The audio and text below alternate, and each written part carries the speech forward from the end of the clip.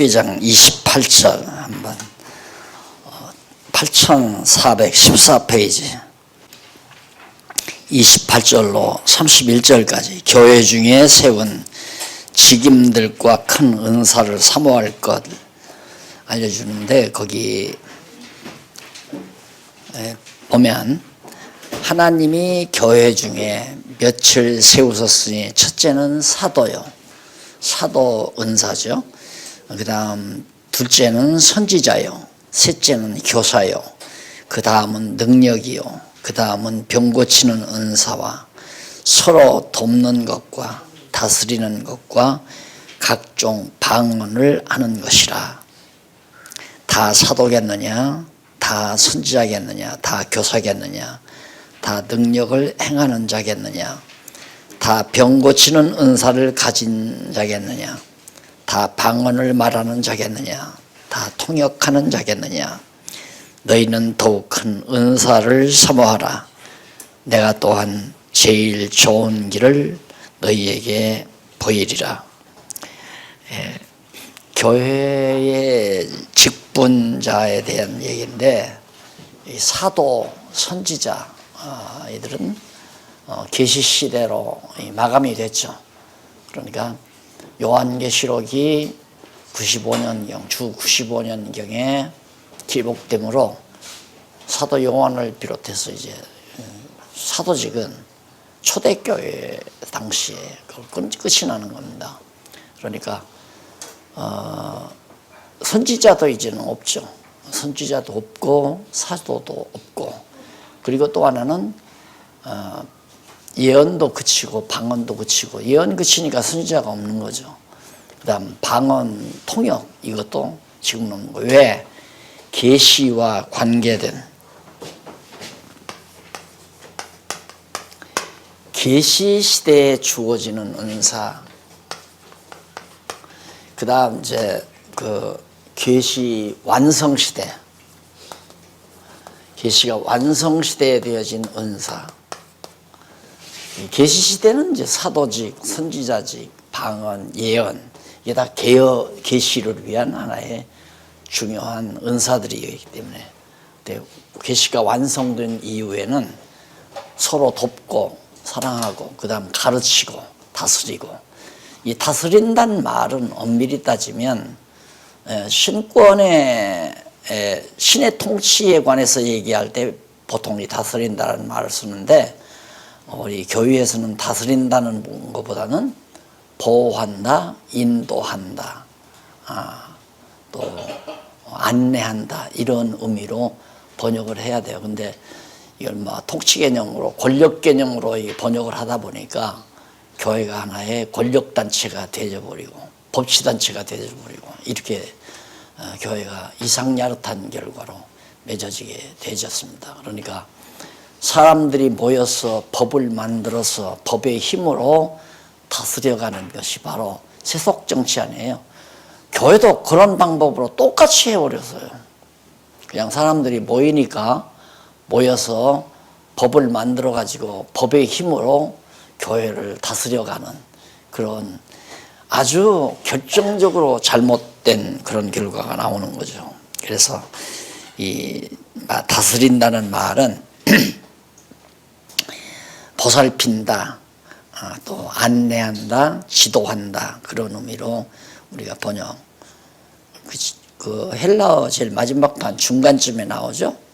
퀘르네시스라는 말이 나오는데, 그게 바로 조종한다, 지도한다, 지배. 이건 이제 신적 통치를 말하는 신적 통치. 그러니까 하나님에게 적용될 때에는 통치 개념으로 다스린다, 이런 개념으로 번역을 하고, 우리 인간, 상대적인 인간 사회에서는 안내한다, 지도한다, 보살핀다, 이런 쪽으로 번역을 해야 된다. 자, 그리고 이제 사랑의 은사라고 하는 것은 영원한 은사죠. 완성된 다음에 이제 영원한 은사. 영원한 은사는 사랑의 은사입니다. 은사가 계시시대의 은사, 계시가 완성된 시대의 은사, 이제 영원토록 천국에 가서도 지속되는 은사, 이렇게 해서 사랑의 은사, 여기는 가르친다, 보살핀다, 서로 돕고 서로 보살피고 하는 일. 그 다음 계시 시대는 이제 사도, 선지자, 예언, 방언 이런 것들이 이제 계시의 한 방법이었기 때문에 계시 시대로 마무리가 되는 겁니다. 자, 그 다음에 이제 세 번째가 일치를 이루어가는 자세입니다.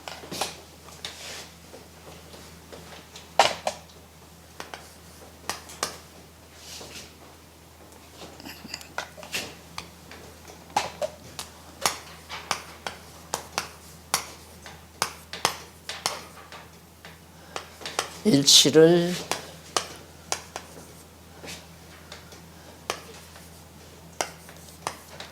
이루어가는 자세. 이게 이제 13장에서부터 14장. 어떤 자세를 가지게 해서 성령께서 우리 교회가 하나가 되게 만들어 가는가, 그런 대목입니다. 그 내용 의미 분해를 잠깐 보면요, 13장은 은사를 사랑으로 시행한다. 그 은사 시행을 권위로 한다든가 또 어떤 능력, 자기 어떤 자만심에서 한다든가 그런 게 아니라 오직 사랑으로 시행해야 한다. 은사를 시행할 때. 그 다음 이제 14장 1절로 19절은 약자를 위해서 시행해야 한다. 은사는 언제나 약자를 위한 시행이다. 그 다음 20절로 40절은 은사를 질서대로 시행해야 한다. 사랑으로. 그 다음 은사를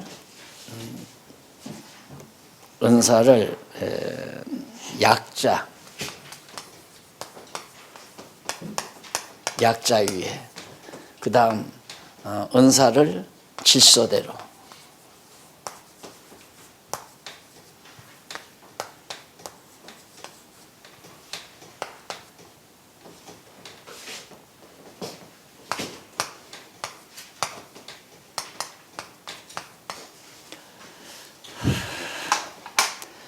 가만히 이렇게 생각해 보면요, 그냥 이렇게 정리를 해봐도 너무 분명한 거죠.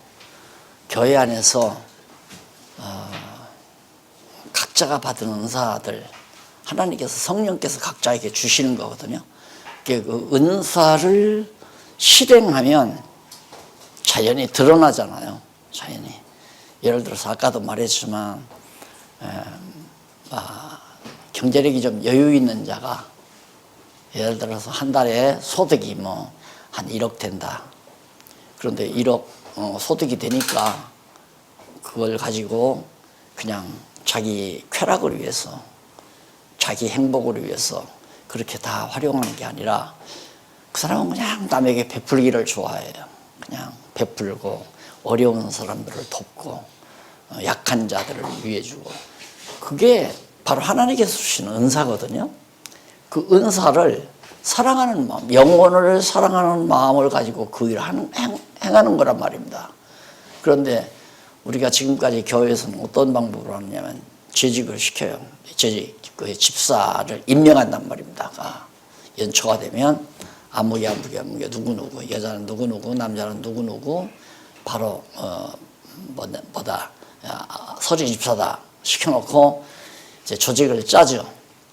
봉사부에서 1년조, 2년조, 3년조, 또 전도부에 1년조, 2년조, 3년조, 연령별로 딱 해서 숫자별로 1년 한 사람은 2년째 하고 3년 하고, 그렇게 3년 하면 또 다른 부서로 가고 이렇게 돌리면서 이제 재직회를 조직을 하잖아요.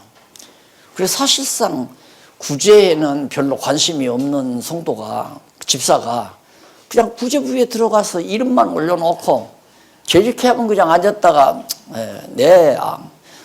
그냥 가업은 예하시오 하고 그냥 흩어지고, 그 예산 교회에서 예산 예를 들어서 구제비 이달에 100만 원 탔다. 그럼 100만 원 가지고 그냥 구제부장하고 회계 담당자하고 만나서 적당히 이렇게 배분해서 주면 그걸로 구제 사업이 끝나는 거죠.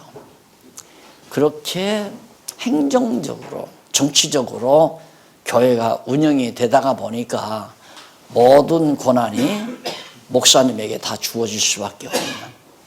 그러니까 성령이 은사를 준다는 말은 전혀 거리가 먼 거예요. 성령이 은사를 주는 게 아니라 그냥 교회 행정체제가 은사를 행하도록 임무를 맡기는 거죠. 관심 없는 사람은 그냥 재직회 한다고 해도 가자. 아이, 나 바빠요. 나 오늘 바빠서 재직회 못 참석한다고 그냥 가버리고. 그러니까 교회는 결국 완전히 이제 정치적인 행정에 의해서 돌아갈 수밖에 없는 결과가 나오는 거야. 이게 사실 나도 이거에 성경을 연구해 가면서 너무 분명하고 확실한데 이게 가능할 거냐? 그럼 다 지금 알아서 봉사할 사람 봉사하고 전도할 사람 전도하고 선교할 사람은 선교하고 장학회 경영할 사람은 장학회 하고 또 뭐 후원할 사람은 후원하고 또 무슨 신문사라든가 방송사라든가 각종 해야 할 일들이 많잖아요. 이런 일들을 행할 사람들은 각자 알아서 하십시오. 그렇게 해서 그게 가능할까? 근데 훨씬 더 나아요. 이게 정치적인 행정적인 조직력에 의해서 임명해가지고 시키는 일보다 훨씬 더 생동감이 있고 그리고 하는 사람들이 그 일을 은사를 시행하는 사람들이 굉장히 뿌듯해하고 즐거워하고 또 절대 뭐 이렇게 뒤로 빼거나 살살 눈치 작전하거나 그런 것들이 없어져 버려요. 없어지고 훨씬 더 효과도 많아지고 예를 들어서 전도비 행정적으로 전도비를 얼마 책정할까요? 뭐 금년도 전도비 예를 들어서 1,000만 원 합시다. 근데 전도하는 일 그냥 자원에서 받은 은사 따라 사랑으로 하라고 하면 1,500만 원, 2,000만 원 이렇게 해도 하나 힘들어하지 않냐고 즐거워하고 그래서 이거 맞다. 이게 진짜 이래야 한다. 그 옛말에도 있잖아요. 청소하려고 빗자루를 들고 내가 청소하려고 빗자루를 들고 이렇게 청소하는데 여봐라 그 마당 좀 쓸거라 그러면 빗자루 대 판기스 버리고 가잖아요. 예를 들면 내가 오늘 여기 이제 공간 사용하고 내가 청소 좀 하고 해야겠다고 이렇게 하나하나 정도를 하는데 박윤민 목사님이 그 박 목사님 그거 좀 정돈 좀 하고 가세요. 그럼 네가 해라. 그리고 난 가죠. 안 한단 말입니다. 네가 해라. 그래서 이게 우매하고 좀 미숙한 시대에는 높은 자가 힘 있는 자가 명령해서 지배하고 명령하고 해서 일을 시켰지만 지금은 그게 아니란 말입니다. 지금 남의 집 가서 옛날처럼 머슴 사는 사람 없잖아요. 그걸 벗어나기 위해서 노조가 조직되어 있는 거예요. 노조가. 너 서장이 하라는 대로 안 하겠다. 우리도 권한 행사해야 되겠다. 그런 시대이기 때문에 그래서 이게 정확한 게 아니라 성경이 이렇게 말하기 때문에 이 말씀을 깨닫고 정말 신앙 안에서 살다 보면 내가 왜 살아야 되는가? 나는 이 땅에 사는 동안 무엇을 위해서 살 것인가라고 하는 게 딱 정해지잖아요. 말씀을 깨닫고 나면. 그런 일을 사랑으로 시행한단 말입니다. 그래서 첫째로 은사를 사랑으로 시행한다. 13절까지 나오는데 사랑의 절대적 중요성 및 구체적인 행위에 대해서 가르쳐주는 내용이 바로 8418페이지에 나와요. 내가 사람의 방언과 천사의 말을 할지라도 사랑이 없으면 소리나는 구리와 울리는 괭과. 내가 이 대목 늘 읽죠. 그냥 늘 읽고 이렇게 하는데 자, 이 사랑이라는 게 얼마나 중요한가. 그래, 사랑은 강요로 되는 게 아니잖아요. 사랑은. 왜 어떤 장관인가 하나 발탁받았다가 여자 만나고 나서 내가 저 여자 도저히 못 놓치겠다. 그래가지고 미리 자기가 가서 결혼신고했다가 그거 들통나서 장관 탈락돼 버렸잖아요. 그 누군가 어떤 장관인가. 사랑은 억지로 되는 게 아니잖아요. 예, 사랑으로 행하게 하라는 말은 자원해서 하라는 얘기입니다. 사랑은 내 속에서 우러나오는 거지. 너 왜 날 사랑 안 해? 나 사랑해. 이렇게 해서 사랑이 되는 게 아니잖아요. 사랑은 억지로 절대 안 되는 거란 말입니다. 그러니까 은사를 사랑으로 시행하라고 하는 말은 억지로 하지 말고 자원해서 하라는 말과도 잘 어울리는 그런 대목이란 말입니다. 그래서 사랑 없이 자기 몸을 불살라 줄지라도 사랑이 없으면 아무 필요가 없다는 얘기예요. 그 뭘로 알 수 있냐면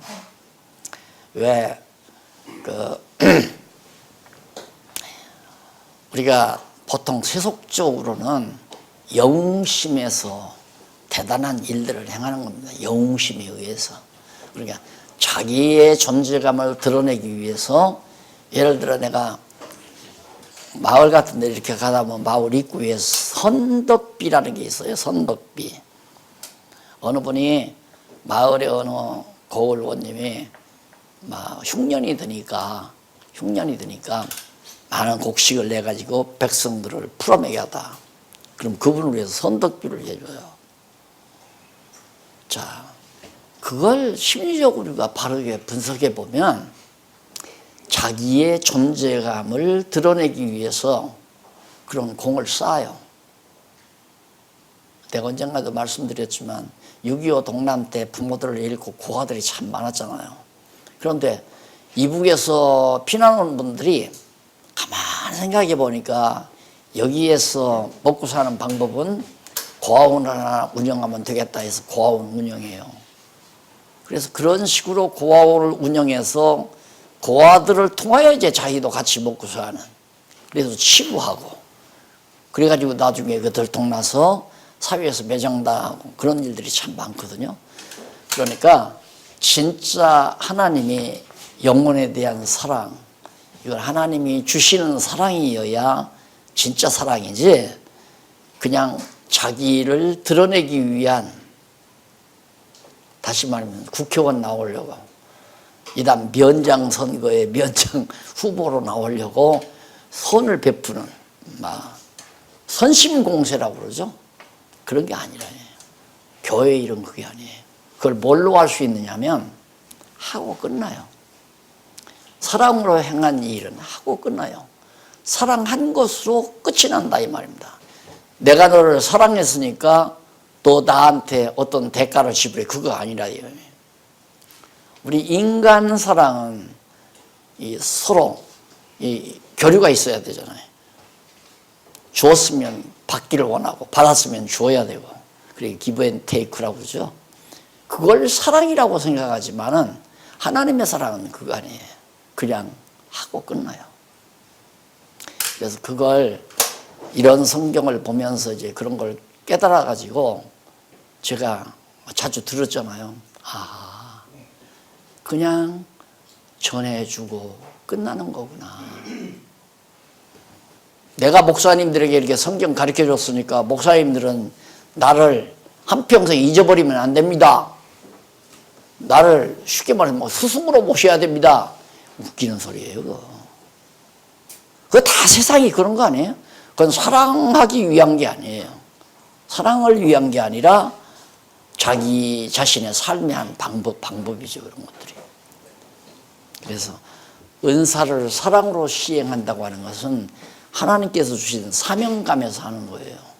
그러니까 하고 끝나는 거지, 한 다음에 어떤 대가를 기대하거나 바라는 것은 사랑의 행위가 아니라. 그래서 참 거기 뒤에 무서운 말들이 많이 나오죠. 산을 옮길 만한 믿음이 있을지라도, 산을 여기에서 저쪽으로 옮길 만한 그런 믿음이 있을지라도 사랑이 없으면 아무것도 아니다. 그냥 우리는 괭과리다 이거예요. 그래서 바로 사랑으로 은사를 실행하는 그런 과정이 있으면 그건 반드시 일치를 이루어가는 자세, 일치를 이루어가는 자세다. 근데 제가 그런 얘기하는 거 들어보시죠. 제 얘기라 참 곤란한 얘기지만 저도 성경을 읽으면서 깨닫고 나서 이것이 옳은 길이다. 예를 들면 나도 영혼을 사랑해서 목사님들을 사랑하기 때문에 사실 내가 여기에 와서 강의를 하잖아요. 어떤 대가를 바라고 오는 건 아니잖아요. 정말 가치 좋은 진리를 함께 나누고 싶어서 와서 했어요. 했는데 하고 나서 어떤 대가를 내가 바란다면 내가 사랑으로 한 게 아니에요. 장사하러 온 것이지. 그러면 한 다음에는 예를 들어서 목사님들이 뭔가 사랑으로 주면 또 나도 받죠. 사랑으로 주고 사랑으로 받고. 그냥 사랑으로 주고 받고 거래가 아니라 장사하듯이 거래가 아니라 배워보니까 또 박 목사님이 사랑스러우니까 하다못해 커피 한 잔이라도 같이 하고 싶은 마음, 그것도 아름다운 거 아닙니까? 그런 건 받는 거다.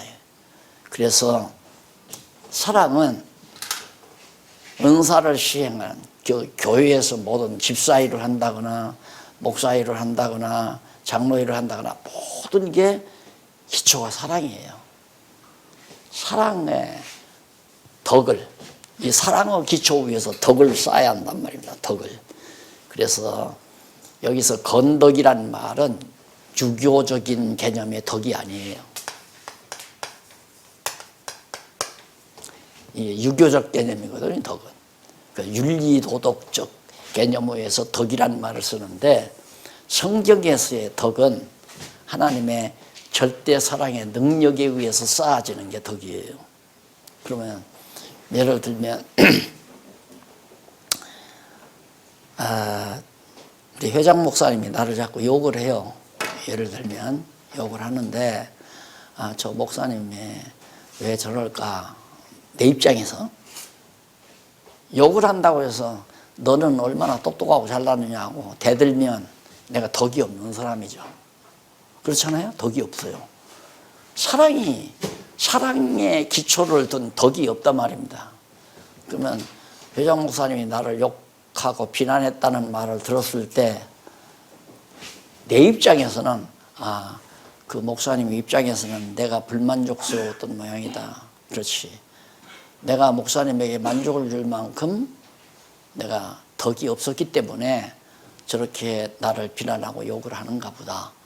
그리고 참고 기다릴 수 있으면 덕 있는 사람 아니에요. 그렇죠? 덕망이 있는 거란 말입니다. 그렇다면. 그런데 그러지를 못하고 당신 나한테 욕했다며. 왜 그래서? 무엇 때문에 했다. 그리고선 따지고 묻고 당신 명예훼손으로 고발할 거야 하고 엄포하고 이런 것들은 다 세속적인 사고방식이란 말이에요. 그렇게 교회에서 사랑의 덕을 세워간다는 것은 교회를 튼튼하게 지어가는 아주 중요한 덕목이에요. 아주 중요한 덕목. 그런데 이걸 교회를 법치적인 체제에 의해서 법적으로 움직여간다고 하는 것은 타락의 극치라고 보면 돼요. 타락의 극치. 그래서 참 이 성경을 제가 연구하면서 그냥 나나 알고 그냥 눈 감을까? 왜? 너무 벅찬 일이니까. 이런 얘기에 누가 좋아하겠어요? 좋아할 사람 없잖아요. 목사님들도 별로 안 좋을 거려, 내가 이런 얘기하면. 가만히 들어보니까 맞기는 맞은데 저건 실효성이 없는 얘기다. 나와는 거리가 먼 얘기다. 일단은 들어두자. 이런 생각을 가질 수 있단 말입니다. 그런데 이건 심각한 문제거든요.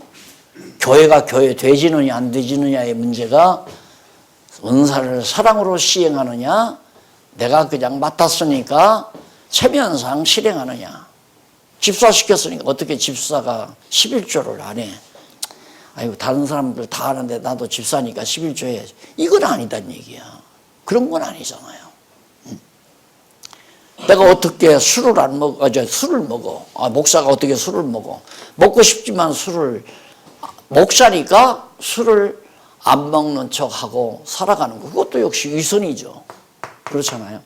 그게 아니라 어린 영혼들이 이해를 못하고 납득을 못하고 상처받을 그런 염려 때문에 조심하고, 가정에서 부모가 조심하는 이유가 그거 아니에요. 어린 자녀들이 자라면서 충격받을까 봐서 말 한마디라도 조심하고 행동 하나도 조심하는 것이 이제 부모의 사랑의 덕목이죠. 그런 것처럼 교회도 그렇게 모든 성도들이 사랑의 덕을 세워가는 그런 아름다운 직분 수행, 은사 사랑으로 시행하는 일, 매우 중요하다. 그러면서 아무것도 아니라고 그래. 아무것도, 아무 유익이 없다고, 사랑이 없으면. 구제하는 것도 사랑 없으면 필요 없고, 내 재산 다 팔아서 가난한 데 다 나눠줘도, 또 내 재산 다 팔아서 선교 사업을 했다 한들 사랑이 없으면 아무런 유익이 없다. 이것이 이제 바로 고린도전서 13장에서 나오는 중요한 내용입니다. 그래서 사랑은 그 뒤에 나오잖아요. 사랑이란 뭐냐? 사랑은 자랑하지 아니하며, 자기 자랑하지 아니하고, 교만하지 않고, 무례히 행치 아니하고, 예의 없이 행하지 아니하고, 그다음 자기의 유익을, 아까 앞에서도 말했죠. 자기의 유익을 구하지 아니하고, 그냥 모이면 어떻게든지 자기 유익을 취하려. 내가 그런 얘기 한번 했잖아요. 부부가 같이 사과를 깎아서 먹어도 포크가 어디로 먼저 가는가? 어느 쪼가리가 햇볕을 많이 받은 쪼가리인가? 그 쪼가리를 찾아서 포크가, 부부하고 같이 앉았는데도 그게 인간이에요. 그러니 이 사랑으로 은사를 행한다는 것이 사람의 능력으로 되면 안 돼요. 절대 안 돼요. 성령의 능력이 없이는 그게 안 돼간단 말입니다. 인간이란 다 자기 유익 추구하기 위해서 사는 건데, 그래서 성령께서 교회를 세워가시려면 이처럼 모든 은사를 받은 자들이 아무런 조건 없이, 누가 알아주든 안 알아주든, 참 나도 목회를 했기 때문에, 누가 이제 예를 들어서 어느 집사님이 나오셔서 정말 화단을 가꾸고 풀을 메고 땀을 뿔뿔 흘리잖아요. 그러면 나도 그런 유혹을 받아요. 내가 따뜻한 커피라도 한 잔 타서 가지고 가서 수고하신다고 인사를 드리고 싶다. 근데 그걸 안 해요. 그런 마음이 오면 그걸 안 해요. 왜? 그분에게 시험을 주는 거니까. 목사님이 나를 인정해 주더라. 목회자들이 보면은 누가 바로 그런 게 많단 말입니다. 목회자에게 칭찬 들으려고, 목회자에게 바로 인정받으려고. 그게 이제 모든 인간들이 누구나가 가지는 거거든요. 그래서 자꾸 이 실제 문제가 나오니까 제 얘기가 자꾸 나오는데, 저는 그런 별명이 있어요. 천피동물이라고. 다 그런 건 아니지만 그냥 제 관심을 받으려고 하다가 관심을 못 받으니까 결국에 박 목사 참 천피동물이다, 지독하게 냉정하다 이거예요. 그런데 그 냉정해서가 아니라 그 사람을 버리지 않게 하기 위해서, 사람의 인정을 받으려고 하나님 앞에서 한다면 그 사람 버리는 거 아니에요. 그래서 당신도 스스로 하나님 앞에서 하나님의 인정받고 살아라. 그래서 내가 인정을 하면 해요. 내가 인정을 해주고 내가 알아주고, 그것은 목회자의 난 범죄라고 생각을 해요. 목회자의 범죄. 그래서 성도들로 하여금 절대 사람 의식하지 말고 하나님 앞에 전폭적으로 성령의 능력으로 사랑을 힘입어 살아가는 삶을 살아야 당신도 당당하고 낙심도 없고, 목사가 알아주든 말든 칭찬을 하든 말든 상관없이 자기가 하나님 앞에 받은 사명을 가지고 살아가는, 얼마나 아름다운 모습입니까? 자, 그래서 그게 사랑은 오래 참고 자기의 유익을 구치 아니하며 성내지 아니하며 악한 것을 생각지 아니하며 6절 불의를 기뻐하지 아니하며 진리와 함께 기뻐하고. 성도들이 함께 모여 있을 때 맛있는 음식 먹어도 기쁘죠. 따뜻한 차 한 잔을 같이 마셔도 기쁘고 즐겁고. 근데 근본적으로 기쁜 것은 진리와 함께 기뻐하는 겁니다.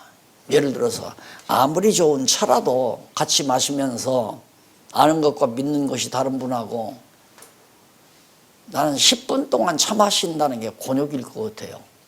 곤욕일 거. 그러나 차 한 잔을 놓고 2시간도 좋고 3시간도 좋고 함께 기뻐하면서 담소하며 마실 수 있는 것은 사랑하기 때문에 가능한 거 아니에요. 사랑하기 때문에. 그래서 사랑은 오래 참는 것도 사랑이고 진리와 함께 기뻐하는 것도 사랑이고 모든 걸 참아야 돼요. 모든 걸 참고 모든 것을 믿고 모든 것을 바라고 모든 것을 잘 견디어 나가는 이것이 사랑의 힘이란 말입니다. 그래서 요즘 젊은 사람들이 결혼을 안 하려고 그래요. 결혼해서 아이 낳으면 벌써 몸도 다 뒤틀리고 다 노쇠해져 버리고 정말 아름다움도 다 상실해 버리고 자기 만족을 위해서 살려고 하는 게 요즘 젊은 사람들이거든요.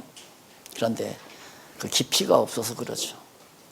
여기 다 어머니고 아버지 노릇 다 하신 분이지만 자녀를 낳아야 그냥 자녀 사랑하는 그 사랑의 힘으로 가난도 역경도 환난도 모든 것 다 견디면서 살아나온 거 아니겠어요? 그게 사랑의 힘이거든요. 그러듯이 오늘 그리스도 안에서 우리 성도들은 약한 성도들, 나보다 어린 성도들을 사랑하는 사랑의 힘으로 또 하나님의 사랑의 힘으로 세상을 버티며 살아가는 것이 신앙생활입니다. 그러니까 성도들로 하여금 이 사랑의 힘으로 은사 따라 봉사하며 살도록 가르쳐주는 것이 우리가 해야 될 중요한, 우리 목사님들이 해야 될 중요한 가르치는 은사를 받은. 그러니까 가르치는 은사를 받게 되면 그냥 가르쳐야만 해. 우리 조원희 목사님 내가 공개적으로 얘기하지만 그냥 가르치고 싶어 하시잖아요. 가르치고 좋아.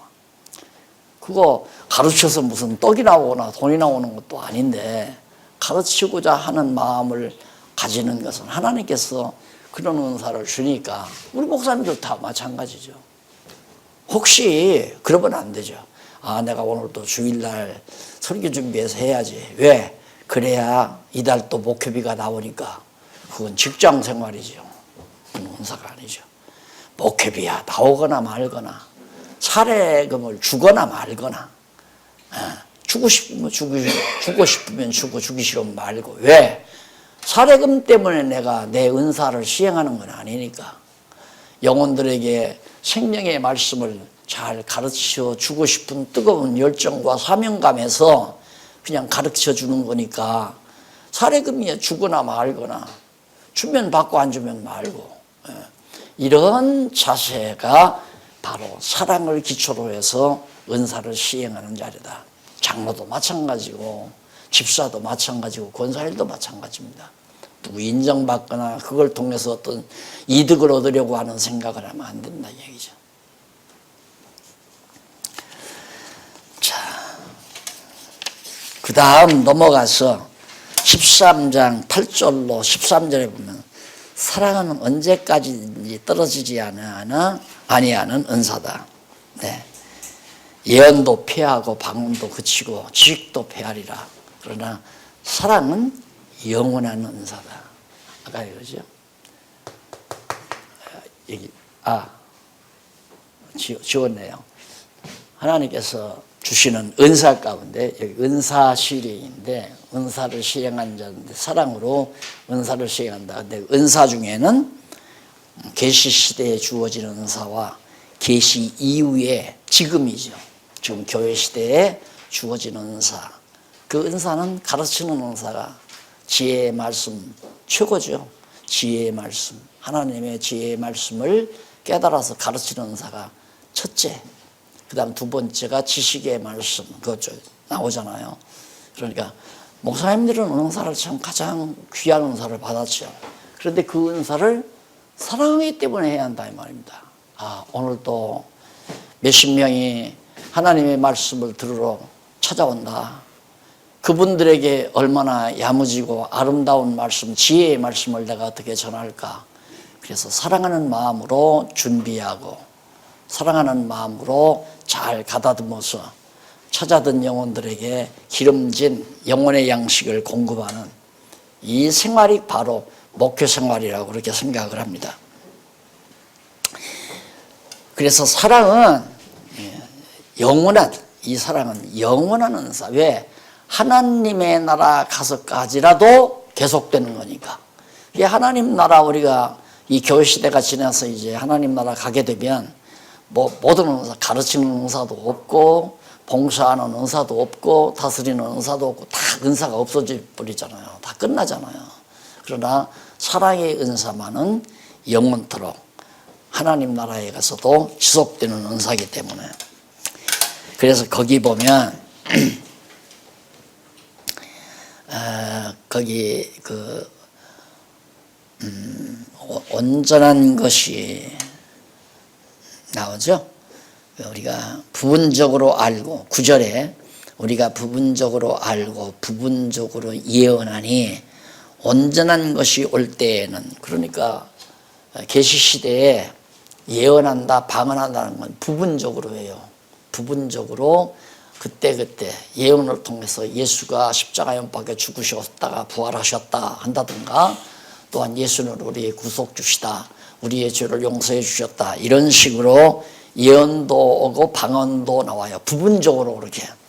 그러나 온전한 것이 올 때는 했을 때 부분적인 것과 온전한 것이 바로 대칭되는 말이에요.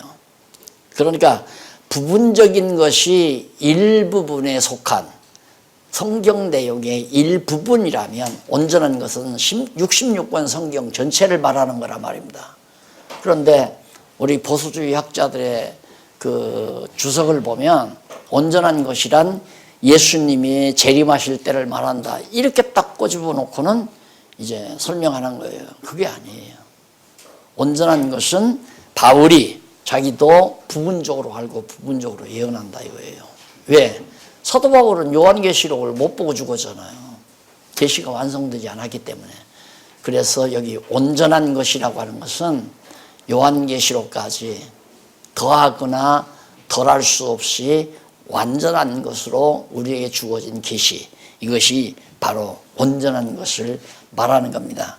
그래서 거기 이쪽 21페이지에 보면 21페이지 위에 두 번째 보면 사도 바울은 계속해서 사랑은 언제까든지 떨어지지 아니하나 예언도 폐하고 방언도 고치고 지식도 폐하리라. 세 가지가 폐한다. 언제? 이 온전한 것이 이르면. 그래서 바울은 사랑의 은사는 계속 유지되지만 예언이나 방언은 물론 지식까지, 지식은 이제 구약적인 지식을 말하는 겁니다. 구약의 모든 지식들은 폐했잖아요. 어떤 내용은 우리가 알고 있지만은 구약에 무슨 양 잡아서 제사를 드린다거나 구약의 절기라거나 이런 것들은 전부 다 폐해진 거란 말입니다. 온전한 것이 올 때에는 부분적으로 하던 것이 폐하리라고 했다. 여기 온전한 것 거기 바르고 나오죠. 부분적으로 하던 것에 대한 대칭으로서 예언한 말씀을 온전히 알도록 기록될 신약성경을 의미한다. 신약성경이 마무리될 때.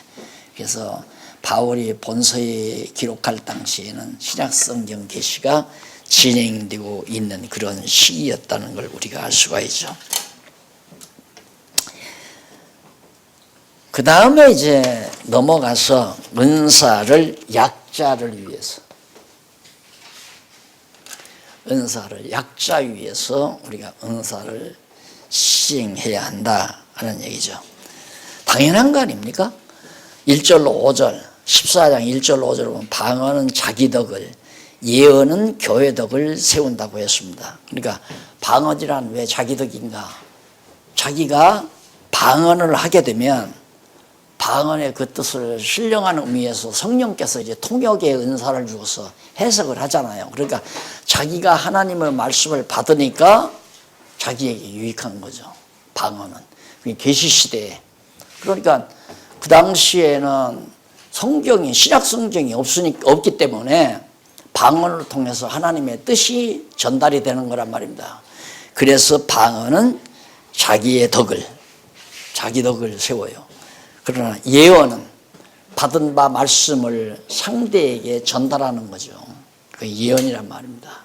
이 전하는 것은 교회의 덕을 세운다. 지금은 우리가 성경, 신구약 성경을 가지고 성경의 뜻을 풀어 가르치면 되는데 그 당시는 신약 성경이 없으니까 구약밖에 없잖아요. 그 구약대로 뭐 짐승 잡아서 양 잡아서 제사드리라 그럴 수는 없잖아요. 예수가 그리스도라는 사실을 가르쳐야 되는데 그게 사도들도 제자들도 예수님 생전에 못 깨달았단 말입니다. 자세히.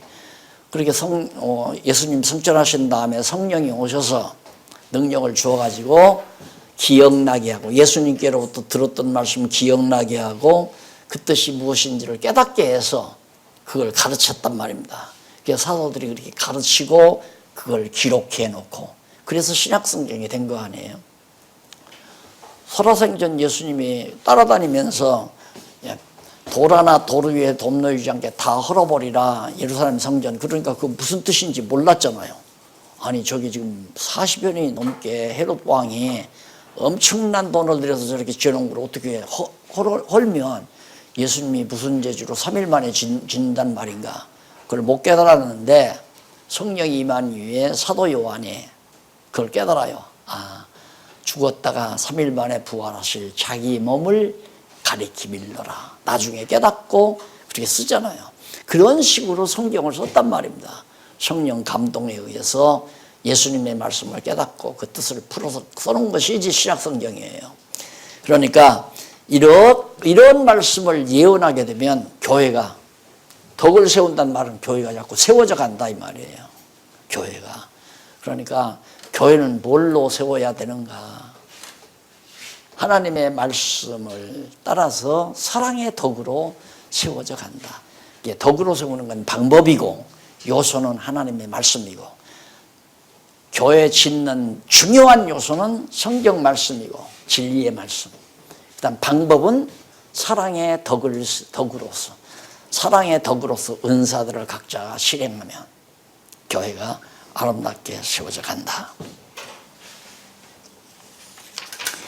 그 다음 14장 6절로 12절에 보면 방언보다 교회의 덕을 세우기 위해서 예언할 것을, 방언은 개인의 신앙을 위한 것이고 예언은 교회의 덕을 세우는 이고 교회가 진리를 깨닫고 교회가 세워가는 일이니까 예언하기를 바라라고 하는 것 이미 잘 아시는 내용이죠. 만약에 방언만 하고 통역이 없으면 오랑캐 소리라고 그랬잖아요. 오랑캐 소리. 못 알아. 무슨 뜻인지 모르니까.